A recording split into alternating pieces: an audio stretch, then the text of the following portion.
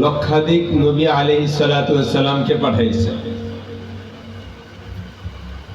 নবীরে এসে মানুষের দ্বারে দ্বারে, দুয়ারে দুয়ারে, বারে বারে যেয়ে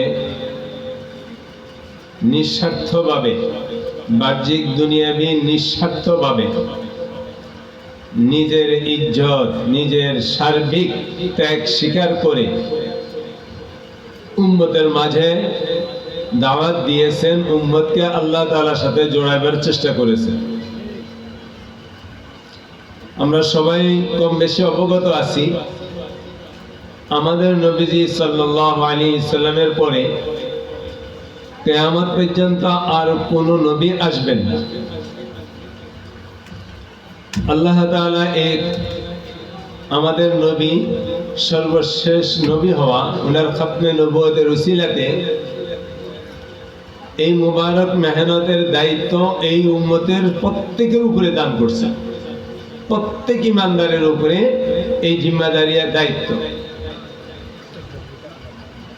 যে আল্লাহ বলা বান্দাকে, আল্লাহ থেকে বিমুখী বান্দাকে আল্লাহ তাআলার সাথে জড়ায় দেওয়া, আল্লাহ তাআলার পরিচয় দিয়ে দেওয়া। পরিচয় তাকে এমন ভাবে তার সামনে পেশ করা, সে যেন আল্লাহ তাআলাকে চিনতে পারে, গ্রহণ করতে পারে, ঈমান আনতে পারে। এক কথা, এটা শুধুমাত্র মুষ্টিময় কয়েকজনের উপরেই আল্লাহ তাআলা দায়িত্ব দিয়েছেন তা নয়।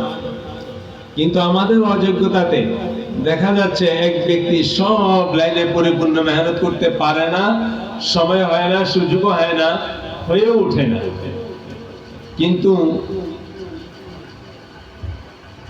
কোন লাইন ইসলামের খালি তো রাখা যাবে না, এবং প্রত্যেক লাইনেই কিছু না কিছু ব্যক্তি দায়িত্ব সহকারে মেহনত করা জরুরি এবং লাজিম। আর বাকি অন্যগুলির সাথে অবশ্যই সম্পৃক্ত থাকতে হবে এবং নিজের সমর্থন প্রকাশ করতে হবে। এই দাওয়াতি লাইনগুলির মধ্যে সর্বশ্রেষ্ঠ, সর্ববৃহৎ হয়েছে যে একজন মুসলমানকে, একজন বেঈমানকে ঈমানের উপরে নিয়ে আসা, আর একজন মুসলমানকে বেঈমান হওয়ার থেকে হেফাজত করা।